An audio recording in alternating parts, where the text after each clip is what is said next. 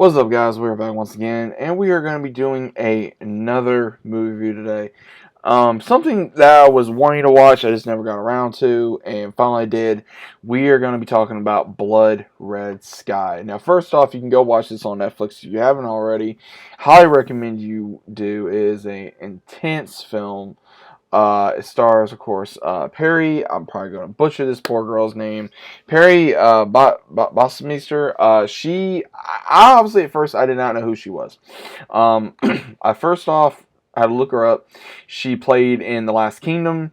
If you guys have never watched that show, I highly recommend it. And then we also got my boy Dominic Purcell in this movie as well.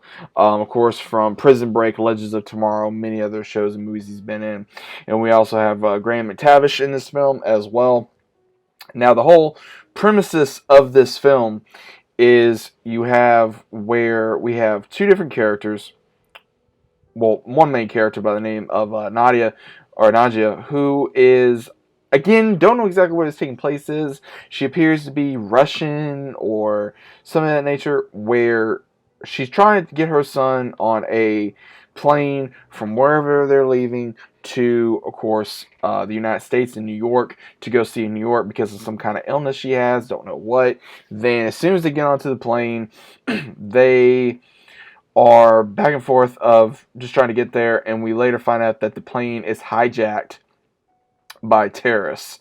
And one of the terrorists is played by Dominic Purcell. Now, again, we don't know exactly what the entirety of the reason why they were going to do this, but then later we find out that it was apparently they wanted to recreate the events of what happened with 9/11 due to, because it gets brought up into the film, of they want the stock market to go up and they're going to blame it on a possible Muslim terrorist attack.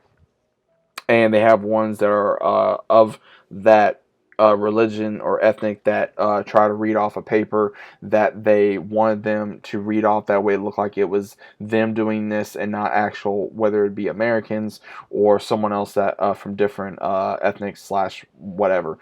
And what happens is, of course, Nadia, she knows her and her son are in danger. And she doesn't know what to do exactly. She wants to keep things under calm.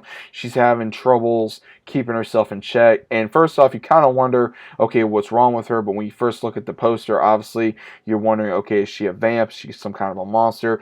Yes, she is. She is a vampire. And we later find out early in the movies, back and forth with flashback scenes, that when she was, when her son, Elias was very young when he was a baby.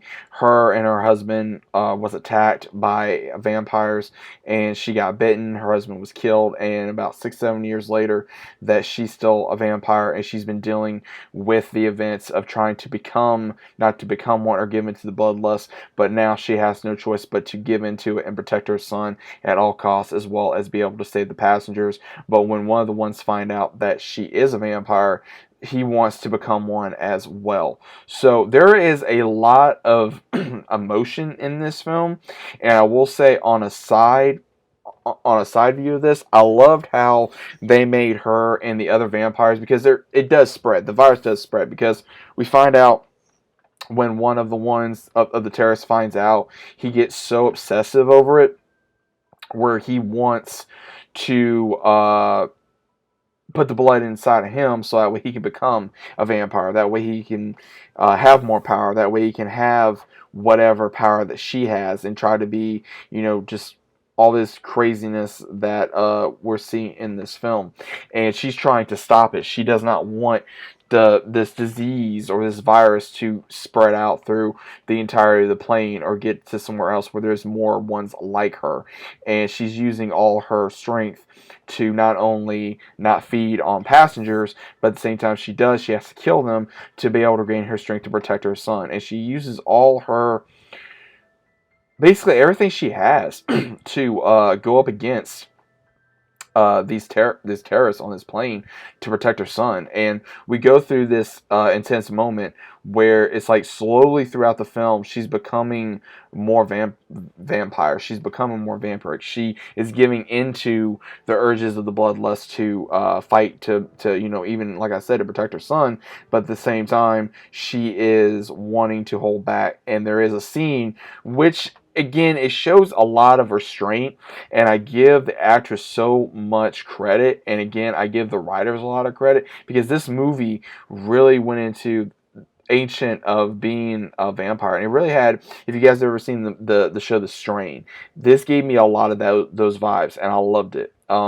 Because I like when it makes it look old school, where they don't try to make it all loving and everything, where they make vampires just ravenous creatures that all they care about is blood. But this woman had enough power in herself to restrain, to try to not even feed on her son with all the years that they had, but also to restrain herself from even trying to become a full-fledged vampire, and trying to find a cure to not only protect her son, but not have her son become one.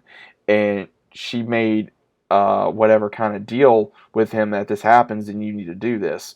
And she gives however much, all of it, all herself, just to give for her son. And what we see is a mother protecting her child and doing everything she can, even giving herself up and giving into the bloodlust to give that power to be able not only to protect herself, but to protect her son, to try to protect the passengers, and to stop this virus.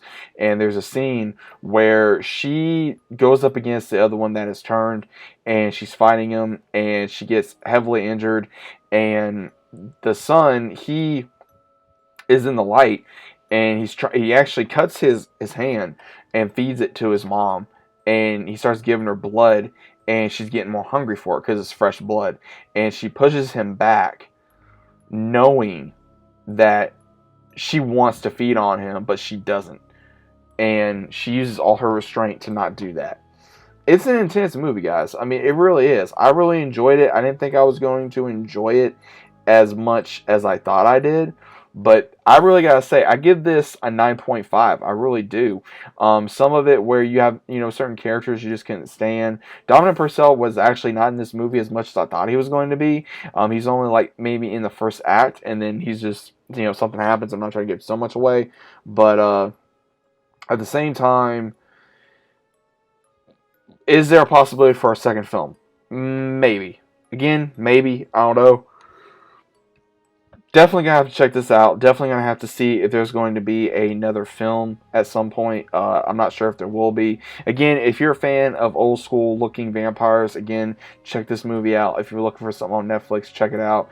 If you're wanting something kind of horror / meaning, check this out. And again, if you're a fan of any of these actors or actresses, check it out. It is worth a watch. I will fully say that.